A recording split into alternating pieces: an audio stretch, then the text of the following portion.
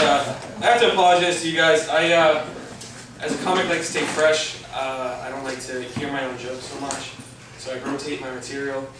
And last night I did my A material, so you guys are gonna get the leftover shit. I actually downloaded these off the internet.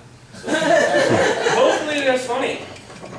One of my favorite things about doing comedy is like 99% of the places that you go to serve liquor, and there's something about it that's very comforting. The smell alone brings me back to when my mother used to drive me to school in the morning. She always be like, "Oh, don't worry, Joe, this is how the Irish drink their coffee." And I used to be like, "Is this how the Irish drive? Because you just clipped 3 cars." I was obviously too young to be that much of a smart ass. I didn't really say that. It wasn't always 3 cars either, so. My childhood was really what screwed me up. Like, I had a really abusive father, and he used to hit me all the time. I was like, until finally one day I was like, "Dad, listen, you gotta knock it off. I gotta go on stage in like 10 minutes." I can't really blame my parents for raising me the way I was raised. It's kind of what made me the guy that I am today, the funny guy that I think that I am. And because of them, I get to pull pranks, and they're really like off-color pranks and bad taste. Like, I like to bring pinatas to my little cousin's birthday parties. All these people are like, "Oh, that's not bad taste. It's just being a nice uncle." And the thing is, though, I don't fill them with candy. I fill them with fake blood. So when the kid starts hitting it, instead of getting candy, they get years of therapy. But then they get to turn out like me, so they get a world go around. Another prank I like to pull is happens usually around like Christmas or Valentine's Day. It doesn't have to be. I can make up like a birthday if I have to. But what I do is I go to the mall and I go to places like Victoria's Secret. And I ask the employees for help. They go, "Listen, you know, I really need help picking out something for my girlfriend." And I go, "Oh, sure." And what I do is I find the most expensive thing in Victoria's Secret, and I go, "I really like this, but I don't think a 15-year-old would appreciate it." You should see their faces. Like either that one or like, "You know, I really like this, but by the time she's 16, she's gonna grow out of it." Totally the same joke, but. Yeah, I don't know. I'm a firm believer that you inherit a lot of your parents' traits, not just like their looks, but what they do. Like, I like to drink a lot, especially in the mornings. And, one of my favorite things to do when I'm drunk is go for a long drive. Especially after like a long day, relaxing, it puts you right to sleep. And it's just there's certain stuff that you see when you're drunk driving that you can't see when you're sober driving. Like, you don't know what a red light looks like going 60 until you're drunk and you're driving. It's mesmerizing. Like a fucking lightsaber going by. But I got in trouble though one time driving drunk, surprisingly. Cop pulled me over, and one little word, just one word is what got me in trouble. And he goes, "You know, where are you going in such a hurry?" And I said, "I was going to get more beer." I just left out the word "more" and it would have been okay if he was like, "Oh, so you've been drinking already."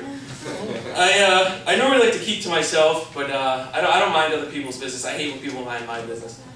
This guy Jack I know, he's just like, "Listen, Joe, you really gotta stop driving drunk. You know, you can kill yourself, you can kill somebody else." What are you, my mother? It's like, "No, I'm your parole officer." It's not all about drinking for me though. I do other things like volunteer my time, smoke pot. Anybody here smoke pot? No? If you do, I know a guy who knows a guy who knows me, and I sell pot.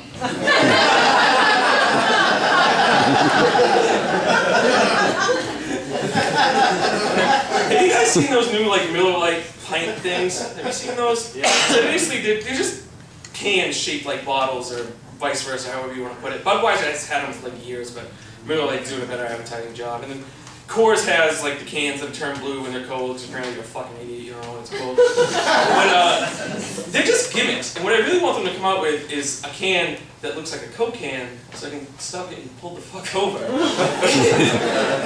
and the Coors pints are worse, because you can screw the caps back on them to keep them like carbonated, and it's really hard to get the roofies in them.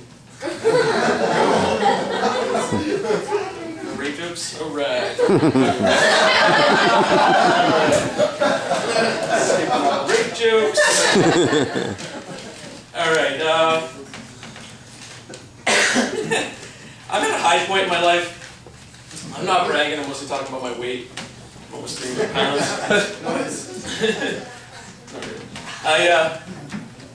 The worst part is, like, I tried to play basketball the other day, and my heart was fucking screaming at me.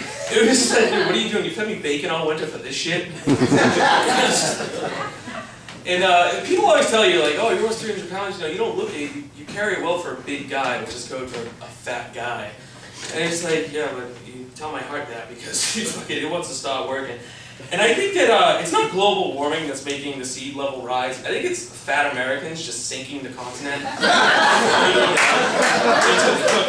It's just making the coastlines creep up because houses are falling in. People are like, Joe, that theory doesn't work.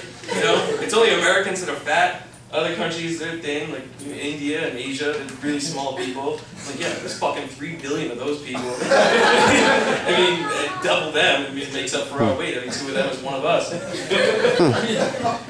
I have a question for you guys. This is mostly for the guys here, or lesbian women. If it was a dick-flavored popsicle, would you try it? Yes. Would you taste it? Like, would it throw you off if it looked like a dick, or would the flavor just get to you? And it's not that, it's like, say your girlfriend bought it and she left and you locked the door and you tried it. What would happen if you really liked it and then they stopped making it? Like, where would you get your fix then? Or what if you tried it and, like, you didn't know if that's what it tastes like, so how are you going to prove the theory? A lot of people tell me, you know, Joe, it's a homophobic joke. You're working off the basis that, you know, sucking dick is just for gay people. And I was like, I'm not a homophobic person. I love my dog before he died of AIDS. That's not the only reason I knew he was gay. He also used to bark with a lisp and fetch sticks with his ass.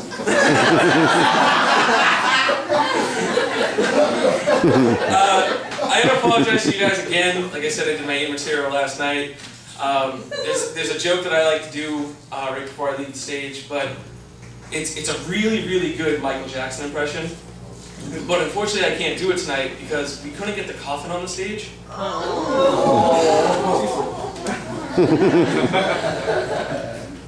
right, thank you.